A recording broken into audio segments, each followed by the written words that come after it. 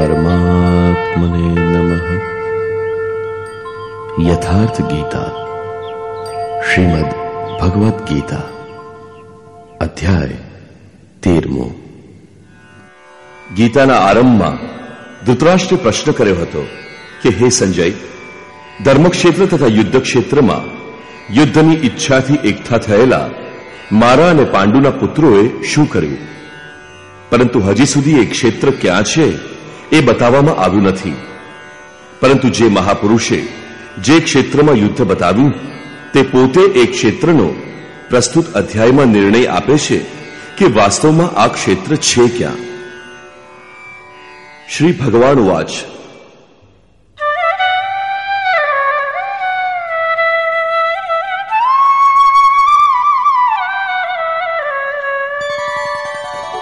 इदं शरीरं कौन्तेय क्षेत्रमित्यभिधीयते एतद्यो वेत्ति तं प्राहुः क्षेत्रज्ञ इति तद्विदः. કૌંતે, આ શરીર જ એક ક્ષેત્ર છે અને એને જે સારી રીતે જાણે છે તે ક્ષેત્રજ્ઞ છે. તે એમાં ફસાયો નથી, પરંતુ એનો સંચાલક છે. આવું એ તત્વને જાણનારા મહાપુરુષોએ કહ્યું છે. શરીર તો એક જ છે, એમાં ધર્મક્ષેત્ર અને કુરુક્ષેત્ર એવા બે ક્ષેત્રો ક્યાંથી? હકીકતમાં એક જ શરીરના અંતરાલમાં અંતઃકરણની બે પ્રવૃત્તિઓ પુરાતન છે. એક તો પરમધર્મ પરમાત્મામાં પ્રવેશ અપાવનાર પુણ્યમયી પ્રવૃત્તિ દૈવી પ્રવૃત્તિ છે અને બીજી આસુરી સંપત્તિ છે. એનું દૂષિત દ્રષ્ટિકોણથી ગઠન થયું છે. તે નશ્વર સંસારમાં વિશ્વાસ અપાવે છે. જ્યારે આસુરી સંપત્તિ વધી જાય છે ત્યારે આ શરીર કુરુક્ષેત્ર બની જાય છે અને આ જ શરીરના અંતરાલમાં જ્યારે દૈવી સંપત્તિ વધી જાય છે ત્યારે આ શરીર ધર્મક્ષેત્ર કહેવાય છે. આ ચઢાવ ઉતાર એક ધારો ચાલુ જ રહેતો હોય છે. પરંતુ તત્વદર્શી મહાપુરુષના સાનિધ્યમાં જ્યારે કોઈ અનન્ય ભક્તિ દ્વારા આરાધનામાં પ્રવૃત્ત થાય છે ત્યારે બંને પ્રવૃત્તિઓમાં નિર્ણાયક યુદ્ધના મંડાણ થઈ જાય છે. ક્રમશઃ દૈવી સંપત્તિની ઉન્નતિ અને આસુરી સંપત્તિનું શમન થઈ જાય છે. આસુરી સંપત્તિના સર્વથા શમન પછી દર્શન થવાની સાથે પરમ દિગ્દર્શનની અવસ્થા આવે છે. દર્શન થવાની સાથે જ દૈવી સંપત્તિની આવશ્યકતા સમાપ્ત થઈ જાય છે. તેથી તે પણ પરમાત્મામાં સ્વતઃ વિલય થઈ જાય છે. ભજનાર પુરુષ પરમાત્મામાં પ્રવેશ પામે છે. 11મા અધ્યાયમાં અર્જુને જોયું કે કૌરવ પક્ષ ઉપરાંત પાંડવ પક્ષના યોદ્ધા પણ યોગેશ્વરમાં વિલીન થઈ રહ્યા છે. આ વિલય બાદ પુરુષનું જે સ્વરૂપ શેષ રહે છે એ જ ક્ષેત્રજ્ઞ છે. હવે આગળ જોઈએ.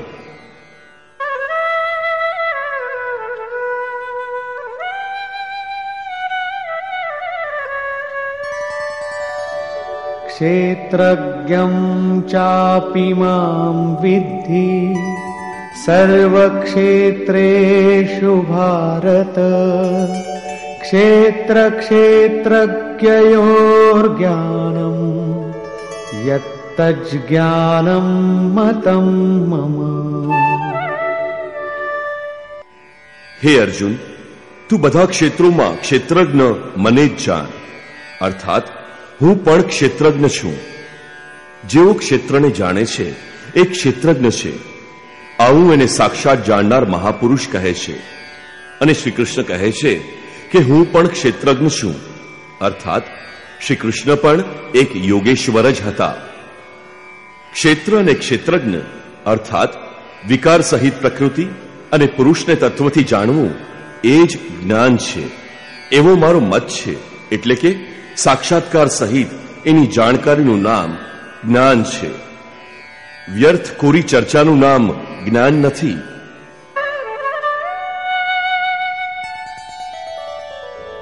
તત્ક્ષેત્રં યચ્ચ યાત્રિક્ચ યદ્વિકારી યતશ્ચ યત સચયો યત પ્રભાવશ્ચ તત્સમાસેન મે શૃણુ.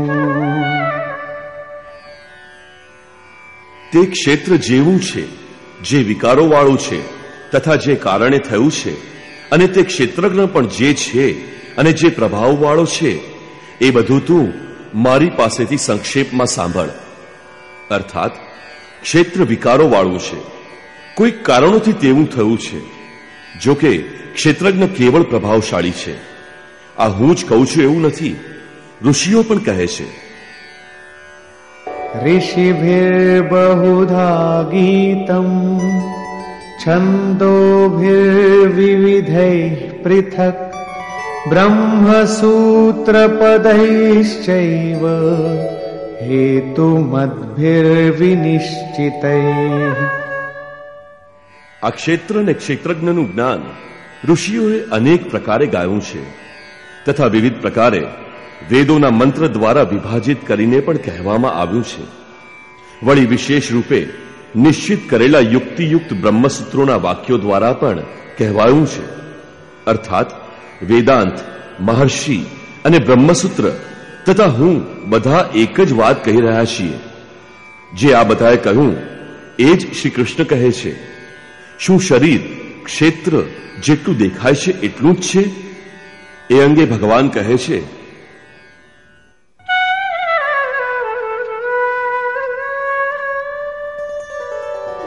મહાભૂતાન્યહંકારો બુદ્ધિરવ્યક્તમેવ ચ ઇન્દ્રિયાણિ દશૈકંચ પંચચેન્દ્રિયગોચરાઃ. અર્જુન, 5 મહાભૂત એટલે કે પૃથ્વી, જલ, અગ્નિ, આકાશ, વાયુ, 5 મહાભૂત અહંકાર, બુદ્ધિ અને ચિત્ત. ચિત્તનું નામ ન લઈને એને અવ્યક્ત પરા પ્રકૃતિ કહેવાય છે. અર્થાત મૂળ પ્રકૃતિ પર પ્રકાશ નાખ્યો છે. એમાં પરા પ્રકૃતિ પણ સંમિલિત છે. ઉપરયુક્ત 8 અષ્ટધા મૂળ પ્રકૃતિ છે.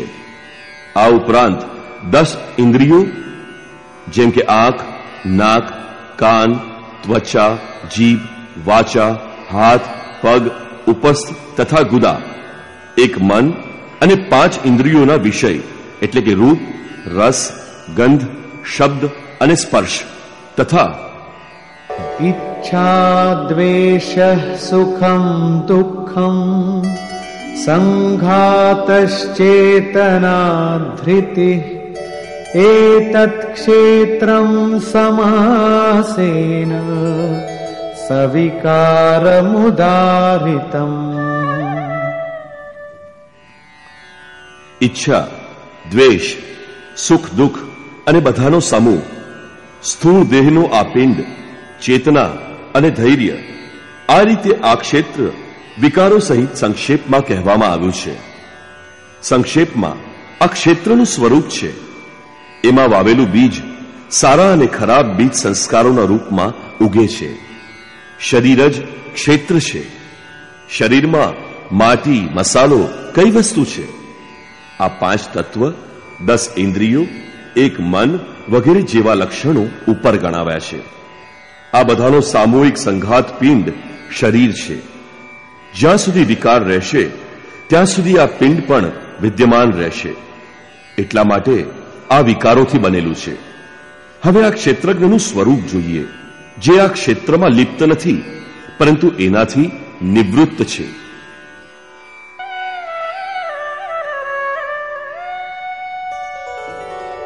અમાનિત્વમદંભિત્વમ અહિંસા ક્ષાંતિરાર્જવમ આચાર્યોપાસનમ શૌચમ સ્થૈર્યમાત્મવિનિગ્રહ.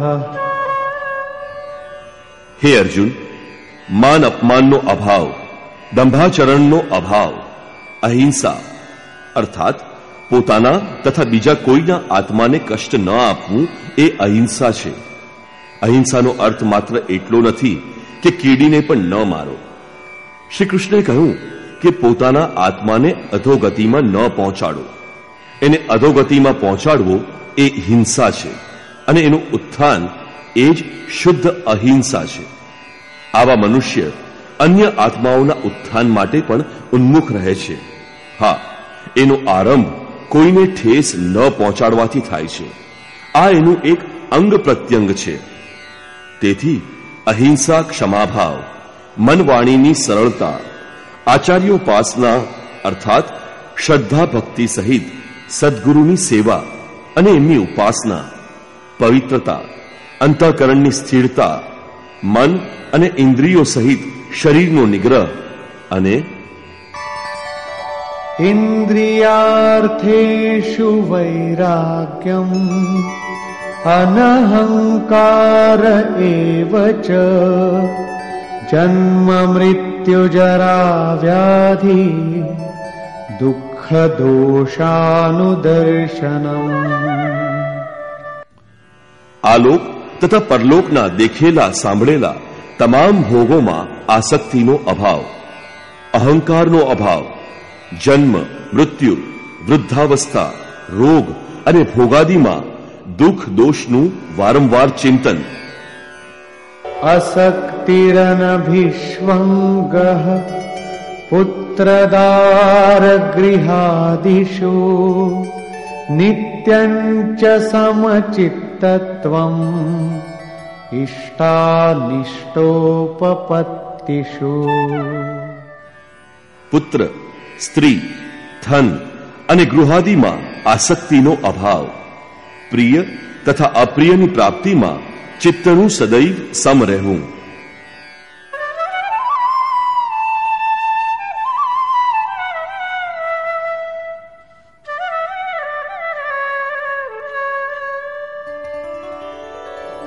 મયિ ચાનન્યયોગેન ભક્તિરવ્યભિચારિણી વિવિક્તદેશસેવિત્વં અરતિર્જન સંસદી.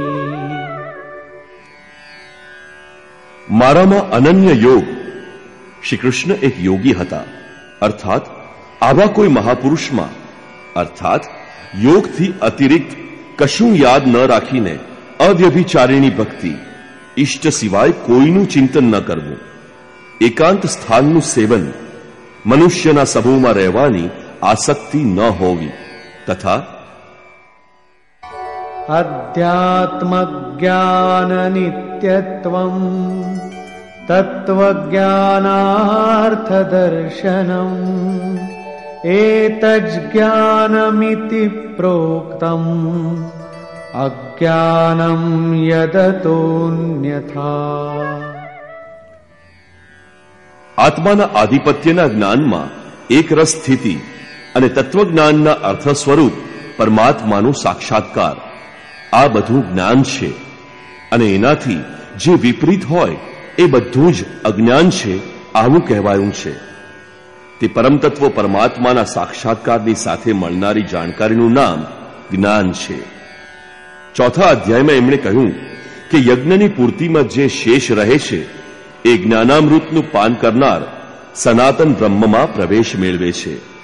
આથી બ્રહ્મના સાક્ષાત્કારની સાથે મળનારી જાણકારી જ્ઞાન છે. અહીં પણ એ જ કહે છે કે તત્વ સ્વરૂપ પરમાત્માના સાક્ષાત્કારનું નામ જ્ઞાન છે. આનાથી વિપરીત બધું જ અજ્ઞાન છે. માન અપમાનનો અભાવ વગેરે ઉપરયુક્ત લક્ષણો જ્ઞાનના પૂરક છે. આ પ્રશ્ન અહીં પૂરો થાય છે.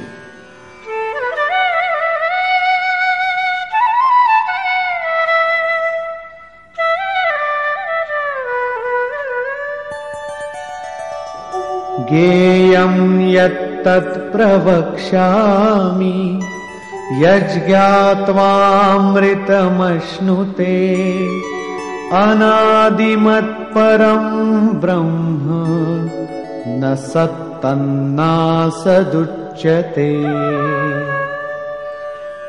અર્જુન, જે જાણવા યોગ્ય છે તથા જેને જાણીને મરણ ધર્મ મનુષ્ય અમૃત તત્વ પ્રાપ્ત કરે છે એ હું યોગ્ય પ્રકારે કહીશ. જેનો આદિ નથી તે પરમ બ્રહ્મ ન તો સત કહેવામાં આવે છે ન તો અસત કહેવામાં આવે છે, કેમ કે જ્યાં સુધી તે અલગ છે ત્યાં સુધી તે સત છે. જ્યારે મનુષ્ય તેમાં સમાહિત થઈ જાય ત્યારે કોણ કોને કહે? એક જ રહી જાય છે, અન્યનું ભાન હોતું નથી. આવી સ્થિતિમાં બ્રહ્મ ન સત છે ન અસત છે, પરંતુ જે સ્વયં સહજ છે તે જ તે છે.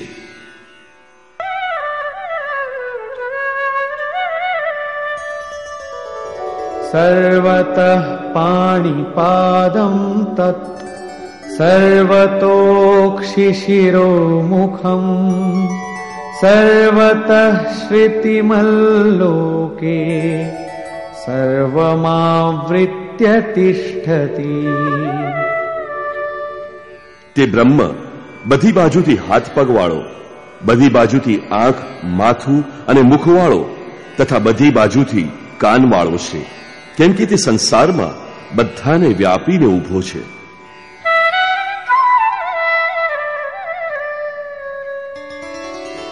સર્વેન્દ્રિય ગુણાભાસં સર્વેન્દ્રિય વિવર્જિતં અસક્તં સર્વભૃક્ષૈવ નિર્ગુણં ગુણભોક્તૃ ચ.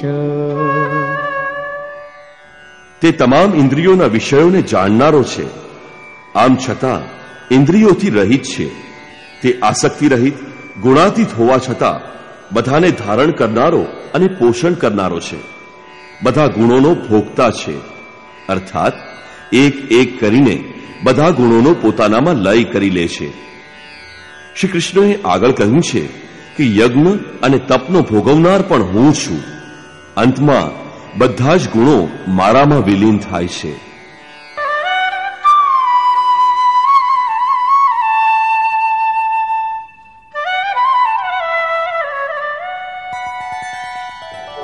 બહિરંતશ્ચ ભૂતાનાં અચરં ચરમેવ ચ સૂક્ષ્મત્વાત્ તદવિજ્ઞેયં દૂરસ્થં ચાન્તિકે ચ તત્.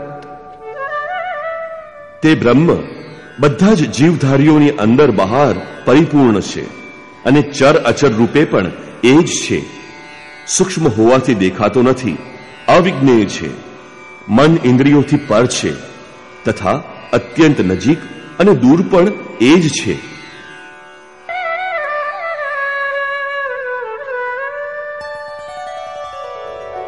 અવિભક્તં ચ ભૂતેષુ વિભક્તમિવ ચ સ્થિતં ભૂતભર્તૃ ચ તજ્ઞેયં ગ્રસિષ્ણુ પ્રભવિષ્ણુ ચ. અવિભાજ્ય હોવા છતાં પણ એ ચરાચર સંપૂર્ણ ભૂતોમાં અલગ અલગ હોય એમ પ્રતીત થાય છે. જાણવા યોગ્ય એ પરમાત્મા તમામ પ્રાણીઓને ઉત્પન્ન કરનારો, પાલન પોષણ કરનારો અને અંતમાં સંહાર કરનારો છે. અહીં બાહ્ય અને આંતરિક બંને ભાવો પ્રતિ સંકેત કર્યો છે. જેમ બહાર જન્મ અને ભીતરમાં જાગૃતિ, બહાર પાલન અને ભીતર યોગક્ષેમનો નિર્વાહ, બહાર શરીરનું પરિવર્તન અને અંદર સર્વસ્વનો વિલય, અર્થાત પ્રાણી માત્રની ઉત્પત્તિના કારણોનો લય અને એ લયની સાથે જ પોતાના સ્વરૂપને પ્રાપ્ત થઈ જવું, આ બધા બ્રહ્મના લક્ષણો છે.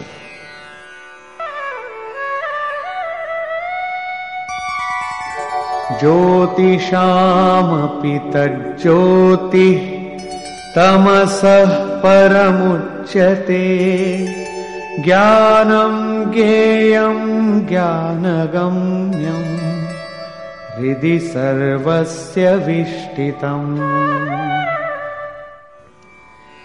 તે જ્ઞેય બ્રહ્મ જ્યોતિઓમાં પણ જ્યોતિ છે, અંધકારથી પર કહેવાય છે. તે પૂર્ણ જ્ઞાન સ્વરૂપ છે, પૂર્ણ જ્ઞાતા છે, જાણવા યોગ્ય છે અને જ્ઞાન દ્વારા પ્રાપ્ત થનાર છે. સાક્ષાત્કારની સાથે મળનારી જાણકારીનું નામ જ્ઞાન છે. આવી જાણકારી દ્વારા જ બ્રહ્મની પ્રાપ્તિ સંભવિત છે તે સૌના હૃદયમાં રહેલો છે. એનું નિવાસસ્થાન હૃદય છે.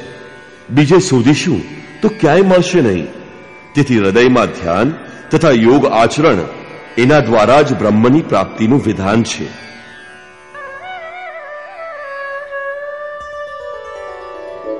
इति क्षेत्रं तथा ज्ञानं ज्ञेयं चोक्तं समासतः मद्भक्त एतद्विज्ञाय मद्भावायोपपद्यते.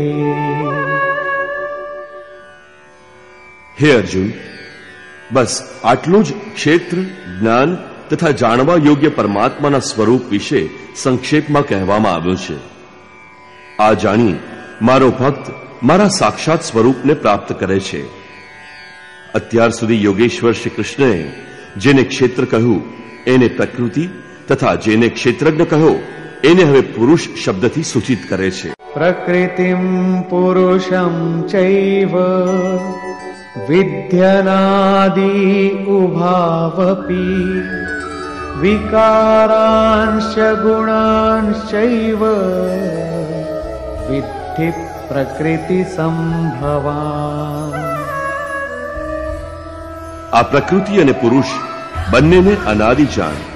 એવા સંપૂર્ણ તમામ વિકાર તથા ત્રિગુણ પ્રકૃતિમાંથી જ ઉત્પન્ન થયેલા જાણ.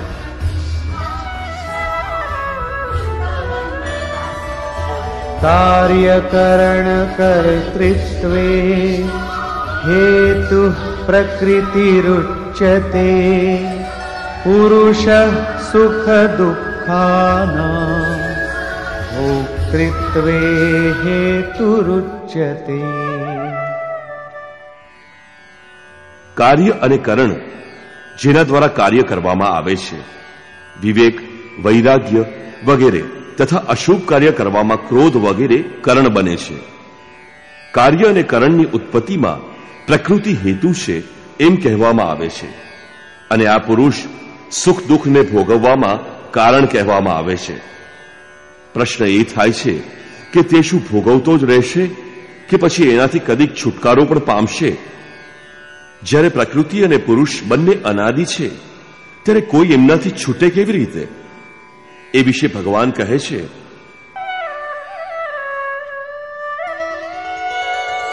પુરુષ પ્રકૃતિસ્થો હિ ભુંક્તે પ્રકૃતિજાન ગુણા કારણં ગુણસંગોસ્ય સદસદ્યોનિ જન્મસુ. પ્રકૃતિની વચ્ચે ઉભેલો પુરુષ પ્રકૃતિથી પેદા થયેલા ગુણોના કાર્યરૂપ પદાર્થોને ભોગવે છે અને આ ગુણોના સંગને કારણે જ જીવાત્મા સારી કે નરસી યોનિમાં જન્મ લે છે. આ કારણે અર્થાત પ્રકૃતિના ગુણોના સંગ સમાપ્ત થતા જન્મ મૃત્યુમાંથી મુક્તિ મળે છે.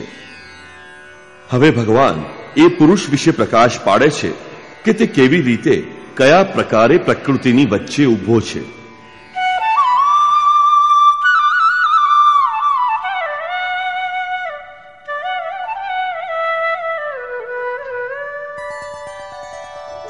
ઉપદ્રષ્ટાનુમંતા ચ ભર્તા ભોક્તા મહેશ્વરઃ પરમાત્મેતિ ચાપ્યુક્તો દેહેસ્મિન પુરુષઃ પરઃ. તે પુરુષ ઉપદ્રષ્ટા, હૃદય દેશમાં ખૂબ જ સમીપ, હાથ, પગ, મન જેટલા તમારી નજીક છે તેથી એ વધુ નજીક દ્રષ્ટાના રૂપમાં રહે છે. એના પ્રકાશમાં તમે સારું કરો કે ખરાબ કરો એને કોઈ પ્રયોજન નથી. એ તો સાક્ષી રૂપે બેઠો છે. સાધનાનો યોગ્ય ક્રમ હાથમાં આવતા પથિક થોડોક ઉપર ઉઠે છે, એની તરફ આગળ વધે છે. દ્રષ્ટા પુરુષનો ક્રમ બદલાઈ જાય છે. તે અનુમંતા અર્થાત સંમતિ આપે છે, અનુભવ આપે છે. સાધના દ્વારા વધુ નજીક પહોંચીને તે પુરુષ ભરતા બનીને ભરણ પોષણ કરે છે, જેમાં તમારા યોગક્ષેમની પણ વ્યવસ્થા કરી દે છે. સાધના દ્વારા સૂક્ષ્મ બનીને તે ભોગતા પણ બની જાય છે. ભોગતારમ યજ્ઞ તપસામ, યજ્ઞ તપ જે કાંઈ થાય એ બધાનો એ સ્વીકાર કરે છે, અને જ્યારે એ બધું ગ્રહણ કરી લે છે ત્યારે એની પછીની અવસ્થામાં મહેશ્વર, મહાન ઈશ્વરના રૂપમાં પરિણત થાય છે. તે પ્રકૃતિનો સ્વામી બની જાય છે. પરંતુ જ્યાં હજી પ્રકૃતિ જીવિત છે ત્યાં એનો માલિક છે. એનાથી પણ ઉન્નત અવસ્થામાં પરમાત્મેથી ચાપ્યુક્તો, જ્યારે પરમ તત્વમાં મળી જાય છે ત્યારે પરમાત્મા કહેવાય છે. આ રીતે શરીરમાં રહેતો હોવા છતાં આ પુરુષ અર્થાત આત્મા પરમ તત્વ જ છે, સર્વથા પ્રકૃતિથી પર બને છે. ફરક એટલો જ છે કે આરંભમાં આ દ્રષ્ટાના રૂપમાં હતો, ક્રમશઃ ઉત્થાન થતા થતા પરમનો સ્પર્શ પામીને પરમાત્માના રૂપમાં પરિણત થઈ જાય છે.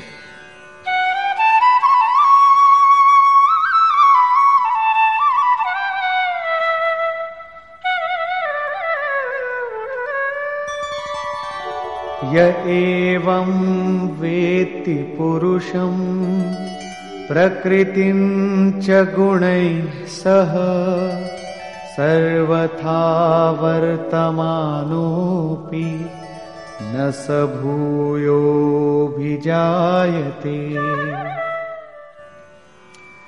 આમ પુરુષને અને ગુણો સહિત પ્રકૃતિને તે મનુષ્ય સાક્ષાત્કારની સાથે જાણી લે છે.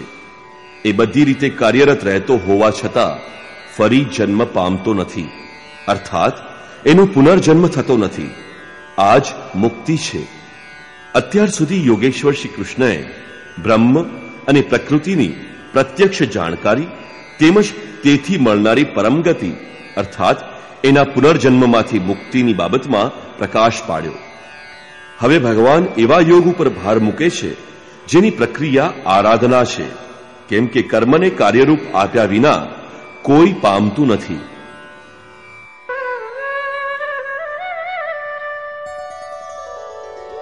ધ્યાનેનાત્મનિ પશ્યન્તિ કેચિદાત્માનમાત્મના અન્યે સાંખ્યેન યોગેન કર્મયોગેન ચાપરે.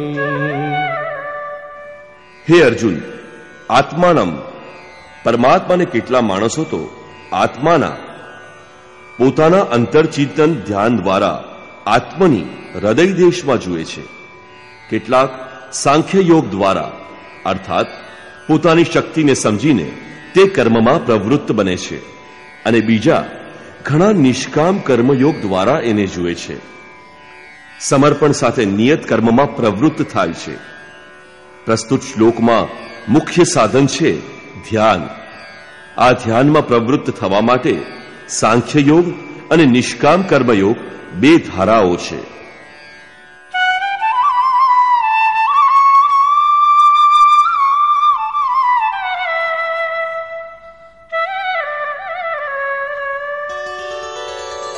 અન્યે ત્વેવમજાનन्तઃ શ્રુત્વાન્યેભ્ય ઉપાસતે તેપિ ચાતિતરન્ત્યેવ મૃત્યું શ્રુતિપરાયણા.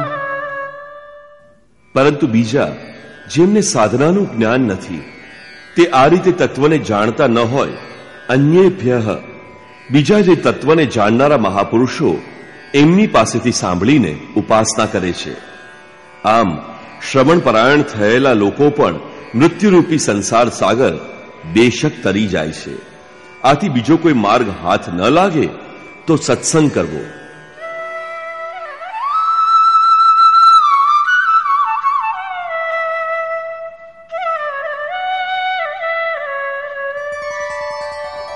યાવત સમજાયતે કિંચિત સત્વં સ્થાવર જંગમં ક્ષેત્ર ક્ષેત્રજ્ઞ સંયોગાત તદ્વિદ્ધિ ભરતર્ષભ. હે અર્જુન, સ્થાવર અને જંગમ જે કોઈ વસ્તુ પેદા થાય છે એ બધી જ ક્ષેત્ર અને ક્ષેત્રજ્ઞના સંયોગથી ઉત્પન્ન થયેલી જાણ. પ્રાપ્તિ ક્યારે થાય છે આ અંગે ભગવાન કહે છે,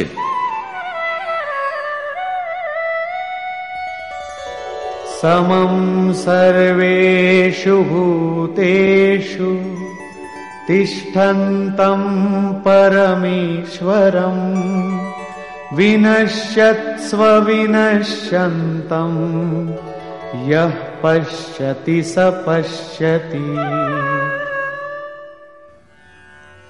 બધા નાશવંત પ્રાણીઓમાં જે અવિનાશી પરમેશ્વરને સમાનપણે સ્થિત રહેલો જાણે છે એ જ સાચો જાણનાર છે.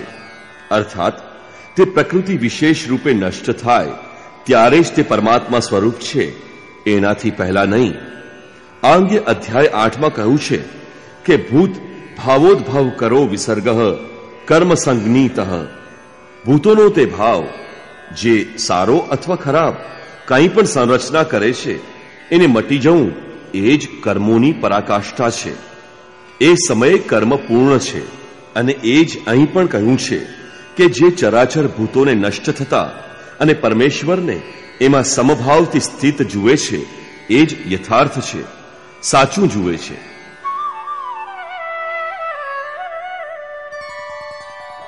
સમમ પશ્યન્ હિ સર્વત્ર સમવસ્થિતમીશ્વરં નહિ નસ્ત્યાત્મનાત્માનં તતો યાતિ પરામ ગતિમ.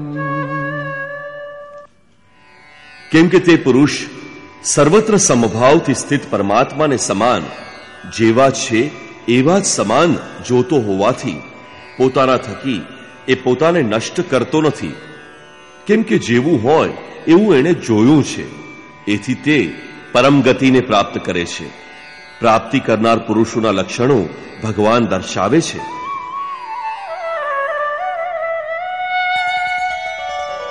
પ્રકૃત્યૈવ ચ કર્માણિ ક્રિયમાણાનિ સર્વશઃ યઃ પશ્યતિ તથાત્માનં અકર્તારં સ પશ્યતિ.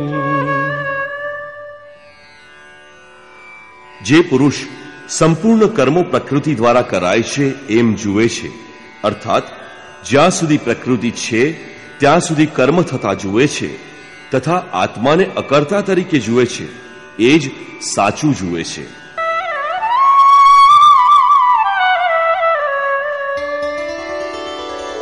યદા ભૂત પૃથગ ભાવં એકસ્થમનુપશ્યતિ તત એવ ચ વિસ્તારં બ્રહ્મ સંપદ્યતે તદા.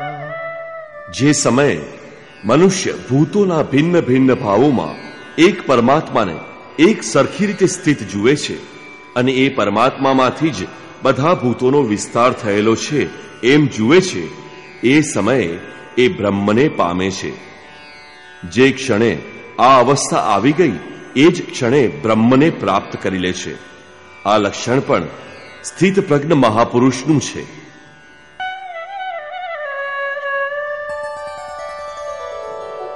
અનાદિત્વાન નિર્ગુણત્વાત પરમાત્માયમવ્યયઃ શરીરસ્થોપી કૌન્તેય ન કરોતિ ન લિપ્યતે. હે કૌંતેય, અનાદિ હોવાથી અને ગુણાતીત હોવાથી આ અવિનાશી પરમાત્મા શરીરમાં સ્થિત રહેવા છતાં પણ કશું કરતો નથી અને કશાથી લેપાતો નથી. એ કેવી રીતે એ વિશે ભગવાન કહે છે, યથા સર્વગતં સૌક્ષ્મ્યાદ આકાશં નોપલિપ્યતે સર્વત્રાવસ્થિતો દેહે તથાત્માનોપલિપ્યતે. જેમ સર્વત્ર વ્યાપેલું આકાશ સૂક્ષ્મ હોવાને કારણે કશાથી લેપાતું નથી, તેમ દેહને વિશે સર્વત્ર વ્યાપીને રહેલો આત્મા ગુણાતીત હોવાને કારણે દેહના ગુણોથી લેપાતો નથી. આગળ ભગવાન કહે છે,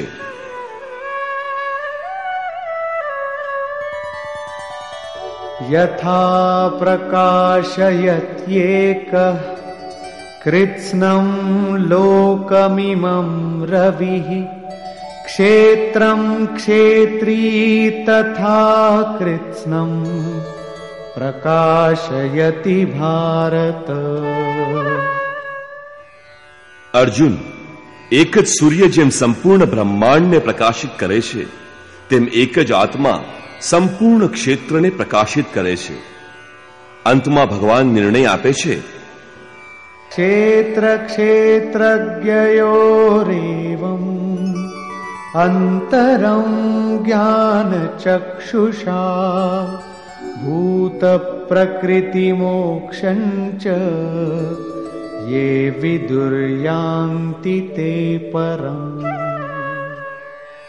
આમ ક્ષેત્ર અને ક્ષેત્રજ્ઞના ભેદને તથા વિકાર સહિત પ્રકૃતિમાંથી છૂટવાના ઉપાયને જે જ્ઞાનરૂપી નેત્ર દ્વારા જોઈ લે છે, તે મહાત્મા પરમ બ્રહ્મ પરમાત્માને પ્રાપ્ત થાય છે. અર્થાત ક્ષેત્ર ક્ષેત્રજ્ઞને દેખવાની આંખ જ્ઞાન છે અને જ્ઞાન જ સાક્ષાત્કારનો પર્યાય છે. નિષ્કર્ષ. ગીતાના આરંભમાં ધર્મક્ષેત્ર અને કુરુક્ષેત્રના નામનો ઉલ્લેખ તો થયો, પરંતુ તે ક્ષેત્ર વાસ્તવમાં ક્યાં આવેલું છે એ સ્થળ બતાવવાનું બાકી હતું, જે અંગે સ્વયં શાસ્ત્રકારે આ અધ્યાયમાં સ્પષ્ટતા કરી કે હે કૌંતેય, આ શરીર જ એક ક્ષેત્ર છે. જે એને જાણે છે તે ક્ષેત્રજ્ઞ છે. તેમાં ફસાયેલો નથી, પરંતુ નિર્લેપ છે, એનો સંચાલક છે. હે અર્જુન, તમામ ક્ષેત્રોમાં હું પણ ક્ષેત્રજ્ઞ છું. ભગવાને બીજા મહાપુરુષ સાથે પોતાની તુલના કરી. આથી સ્પષ્ટ થાય છે કે શ્રી કૃષ્ણ પણ એક યોગી હતા, કેમ કે જે જાણે છે તે ક્ષેત્રજ્ઞ છે એવું મહાપુરુષોએ કહ્યું છે. હું પણ ક્ષેત્રજ્ઞ છું, અર્થાત અન્ય મહાપુરુષોની જેમ હું પણ છું. એમણે ક્ષેત્ર જેવું છે જે વિકારોવાળું છે, ક્ષેત્રજ્ઞ જે પ્રભાવવાળો છે એના પર પ્રકાશ પાડ્યો. હું જ આમ કહું છું એમ નથી, મહર્ષિઓએ પણ આ જ કહ્યું છે. વેદના છંદોમાં પણ એને વિભાજિત કરીને દર્શાવાયું છે. બ્રહ્મસૂત્રમાં પણ આ જ વાત કહી છે.